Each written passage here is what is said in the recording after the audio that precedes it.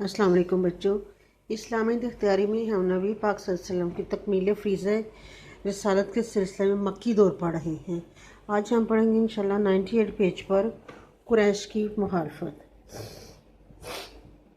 محمد رسول اللہ صلی اللہ علیہ وسلم کے کردار میں نہ تو کوئی خامی تھی جو قریش کو آپ صلی اللہ علیہ وسلم کی مخالفت پر اکساتی یعنی تیار کرتی، اور نہ آپ صلی اللہ علیہ وسلم نے کوئی ایسی جماعت کھڑی کرنے کی کوشش فرمائی تھی جو مال اور جائیداد سمیٹتی، بلکہ مخالفت کی وجہ محض خود غرضی تھی۔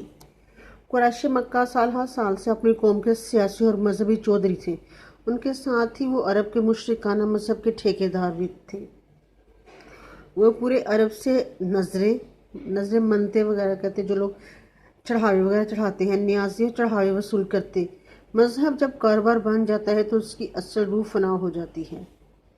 گناگو رسموں اور من گڑت روایتوں کا ایک طلسم قائم ہو جاتا ہے، طرح طرح کی رسموں رواجوں کا ایک جادو قائم ہو جاتا ہے، مطلب ایک ماحول بن جاتا ہے۔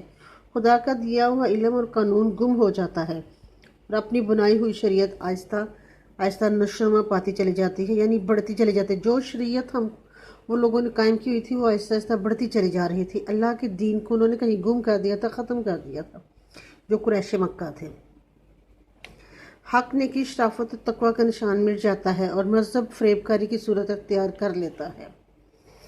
قریش مکہ کی مذہبی ٹھیکہ داری اور مجاوری اسی فریب کاری پر قائم تھی، اور انہیں یہ گوارا نہ تھا کہ اس کے خلاف کوئی صدائے احتجاج بلند ہو، یعنی اس کی جو وہ کر رہے تھے انہیں کوئی اس بات سے روکے اور ان کی مذہبی اجارہ داری ختم ہو۔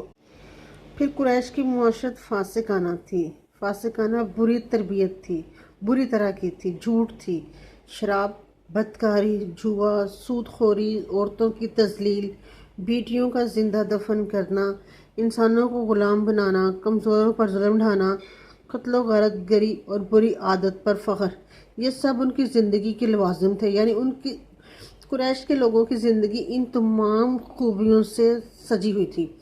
قریش کے لیے آسان نہ تھا کہ اپنی ان پختہ عادتوں کو چھوڑ دیں۔ انہیں محسوس ہو گیا کہ دعوت محمدی ان کی عادات، ان کی خواہشات اور ان کی معاشرت کی دشمن ہے، چنانچہ وہ اس کے خلاف تل ملا کر اٹھ کھڑے ہوئے اور اسلام کے خلاف انہوں نے متحدہ محاذ قائم کر لیا۔ یہاں تک کہ آج ہم پڑھیں گے، آپ نے دیکھا کہ قریش کی مخالفت کیوں تھی۔ قریش کی مخالفت صرف خود غرضی تھی، بلکہ ان کی وہ اپنی غرض تھی، کوئی ایسی ذاتی دشمنی نہیں تھی ان کی نبی پاک صلی اللہ علیہ وسلم سے، کیونکہ نہ تو انہوں نے کوئی ایسی جماعت بنائی ہوئی تھی جو پیسے لیتی، اور نہ نبی پاک صلی اللہ علیہ وسلم کے کردار میں کوئی ایسی خامی تھی جو ان کو مخالفت پر تیار کرتی۔ صرف انہوں نے جو اپنے دین کو الگ طریقے سے قائم کیا ہوا تھا، لوگوں سے نظریں لیتے تھے، جھوٹ فریب کاری کرتے تھے، بری عادتیں تھیں۔ ان تمام برائیوں کو انہوں نے دیکھا کہ اگر نبی پاک صلی اللہ علیہ وسلم کی بات مان لیں گے، ان کے دین کے قبول کر لیں گے، تو یہ ساری چیزیں انہیں چھوڑنی پڑ جائیں گی۔ صرف یہ وجہ تھی کہ وہ نبی پاک صلی اللہ علیہ وسلم کی مخالفت کرتے تھے، بلکہ نہیں تو ان کو نبی پاک صلی اللہ علیہ وسلم کوئی اختلاف نہیں تھا، ذاتی اختلاف کوئی نہیں تھا۔ صرف ان کی یہ جو اجارہ داری تھی پورے عرب پر، جو انہوں نے حکومت بنائی ہوئی تھی، لوگوں کو مختلف رسم و رواجوں میں جکڑا ہوا تھا، اور یہ جو بری عادتیں ان میں پائی جاتی تھیں، یہ تمام ختم ہو جاتی اگر وہ نبی پاک صلی اللہ علیہ وسلم کے دین کو قبول کر لیتے۔ صرف اسی کو وہ نہ ماننے کے لیے انہوں نے آپ صلی اللہ علیہ وسلم کے خلاف محاذ قائم کر لیا تھا اور آپ صلی اللہ علیہ وسلم کی مخالفت کرتے تھے۔ آج اتنا ہی لیسن ہے، اسے لرن کیجئے گا، انشاءاللہ باقی پھر کل کریں گے۔ تھوڑا تھوڑا کر کے لکھ بھی لیجئے گا تاکہ یاد کرنے میں آسانی ہو جائے۔ السلام علیکم ورحمۃ اللہ وبرکاتہ۔